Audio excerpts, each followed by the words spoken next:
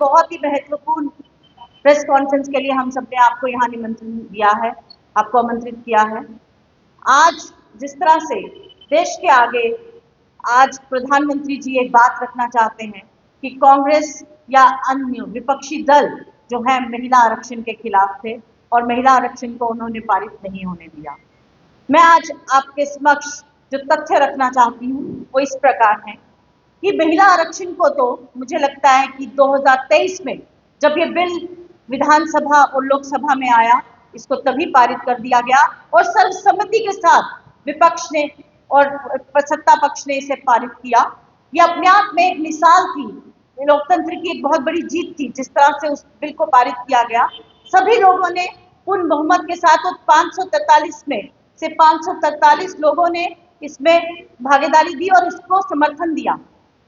2026 में इसको फिर से लाया गया। अब मैं आपको बताना चाहती हूँ कि 2023 में जब इस बिल को लाया गया तो इस बिल को टालने की और इसको अनिश्चित काल तक रोकने की कैसे कोशिश की गई। इसको परिसीमन से जोड़ दिया गया, इसको जनगणना से जोड़ दिया गया। कांग्रेस हमेशा से महिला आरक्षण के पक्ष में रही है और उसके लिए जोर शोर से आवाज हमेशा से उठाती रही है।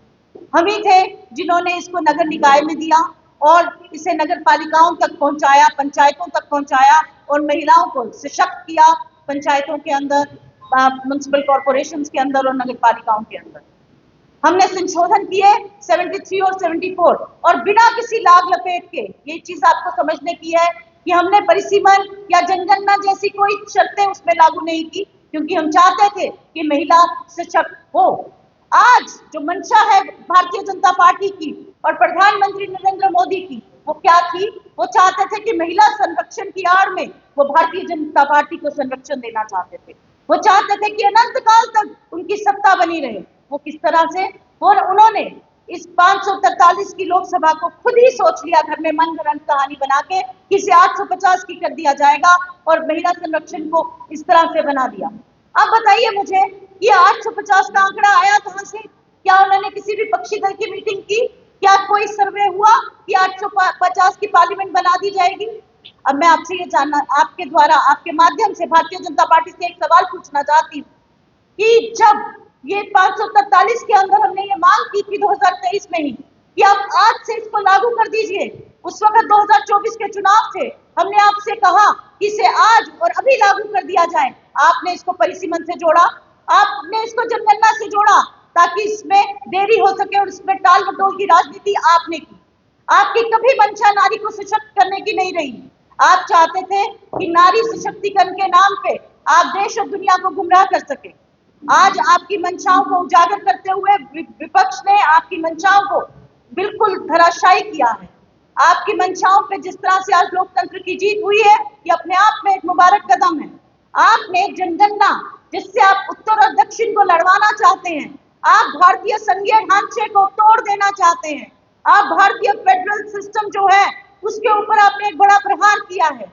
आप चाहते हैं कि जहां आपका होल्ड है, आप हिंदी पट्टी भाषा जो है, जहां आप उत्तर प्रदेश और जो आपकी बिहार या जैसी वादी जहां पे आपका एक होल्ड है, आप वहां चाहते हैं कि ये जो डिलिमिटेशन के सहारे आप वहां आप उसका नंबर बढ़ा दें, आप आंकड़े बढ़ा दें और जहां से आपको पता है कि आपको वोट कम मिलते हैं, ये ना के बराबर मिलते हैं, जैसे तमिलनाडु हो गया, उड़ीसा हो गया, जैसे आपका बंगाल हो गया, वहां से आप इन आंकड़ों को कम करना चाहते हो। तमाम उत्तर में आप इस आंकड़ों को कम करके आप अपनी राजनीतिक को संरक्षण देना चाहते थे।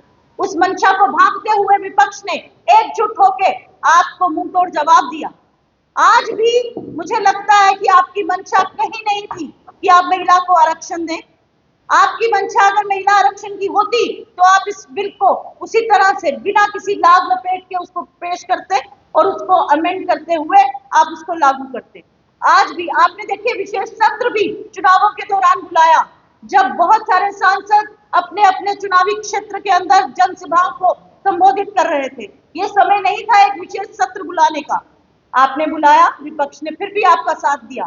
हम सब आए, हम सब ने आपसे आग्रह किया, बार बार आग्रह किया कि इसको जनगणना से मत जोड़िए, इसको परिसीमन से मत जोड़िए, लेकिन आपने परिसीमन जैसी योजनाएं जो तटस्थ प्रक्रिया नहीं है, जो एक राजनीतिक प्रक्रिया है, जिसमें आप चाहते हैं कि आप देश में ऐसी रेखाएं खींचे जो आपके अनुसार खींची जाएं। अब आज भी देखिए ऐसे बहुत से क्षेत्र हैं जम्मू कश्मीर जैसे, जहां की जिसकी रिप्रेजेंटेशन बहुत कम है।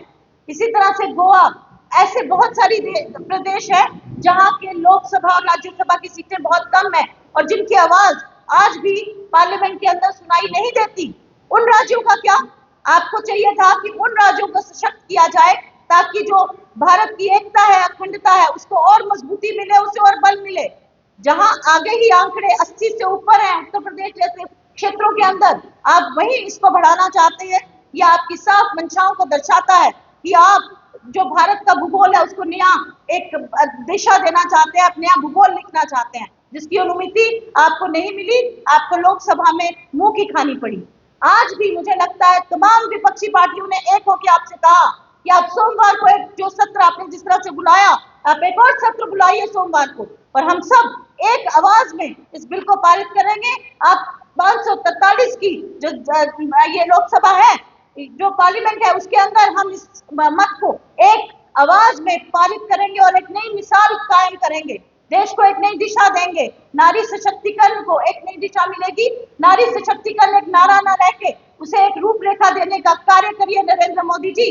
बल्कि हमने देखा कि कल जिस तरह से उन्होंने देश को संबोधन किया और जिस तरह से ऑफिस ऑफ प्राइम मिनिस्टर की गरिमा को उन्होंने गिराया। जब आप एक संदेश एक ऑफिस से देते हैं तो आप एक प्रधानमंत्री होते हैं, आप किसी राजनीतिक पार्टी के आप उसमें आप राजनीतिक पार्टी का इस्तेमाल नहीं कर सकते। आपके संबोधन में बार बार टीएमसी, बार बार डीएमके और कांग्रेस को तो आप निशाना बनाना कभी छोड़ते ही नहीं। आपने जिस तरह से राजनीतिकरण किया कल एक पीएम ऑफिस का, ये बहुत दुर्भाग्यपूर्ण है। इतना नीचे मत गिराइए उस ऑफिस को जितना आप स्तर गिराते जा रहे हैं राजनीति का। सरकारें आती हैं, सरकारें जाती हैं, लेकिन उस ऑफिस की मान मर्यादा रखना ये आपका परम कर्तव्य है।